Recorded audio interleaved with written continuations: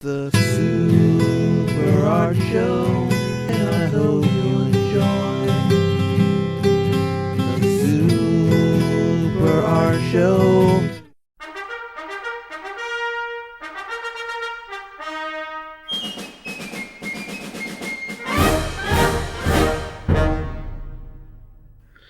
I'm messing around with OS 1086, mostly because I want to try out Final Cut Pro.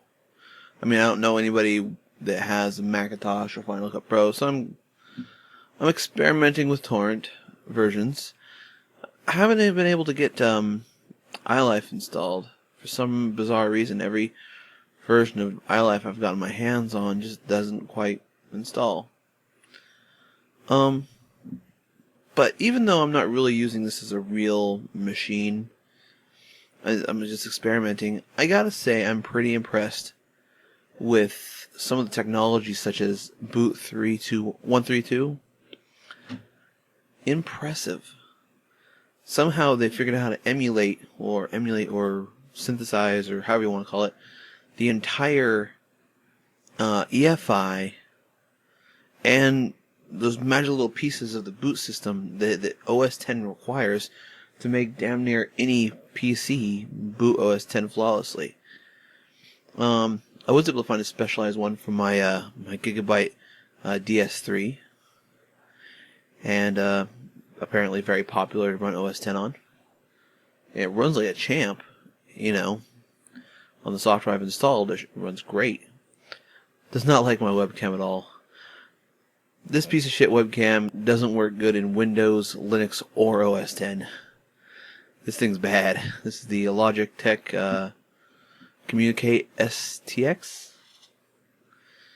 Yeah. No one seems to like it. It works in all three platforms, but it doesn't work very well in any of them. In fact, I've gotten to the point where it works the best in Linux, then Windows, and then OS X. Or OS X, it reads in buffers, and you get this really choppy recording. But yeah, OS X, I would like to see that come to the regular market for sale. I'm thinking about, if I do decide to use it more often, I'll actually buy a retail copy of OS X. I can't afford Final Cut Pro, so I'm not even going to worry about that one right now. But maybe if I am able to take some college classes on it, I'll be able to get my hands on it a little better, I guess. But iMovie is actually pretty impressive. You can do a lot of things in iMovie. I'm sure if you had the will, you could probably do an entire feature motion picture in iMovie. It's that robust. Kind of what I'm hoping the direction of some of these new Linux editors go in is towards the iMovie design, I think.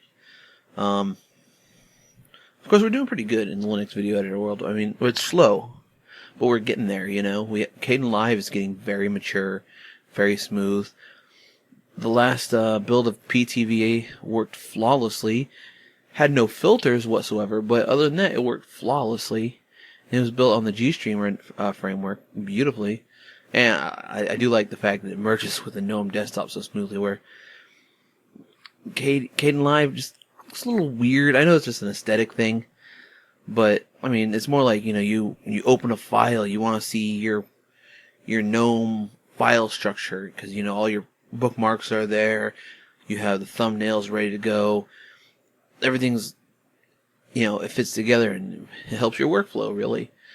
But these are small inconveniences. I think once Kdenlive hits milestone 1.0, it's gonna be really hot. Actually, it's gonna be a game changer, I think, for a lot of independent filmmakers. Be able to get a robust video suite for free on any PC. I mean, it already beats the shit out of Windows Movie Maker. That thing's a turd. My God. I thought it'd be better. I looked at the one in Windows 7. Turd. But anyways, this is just a little rant.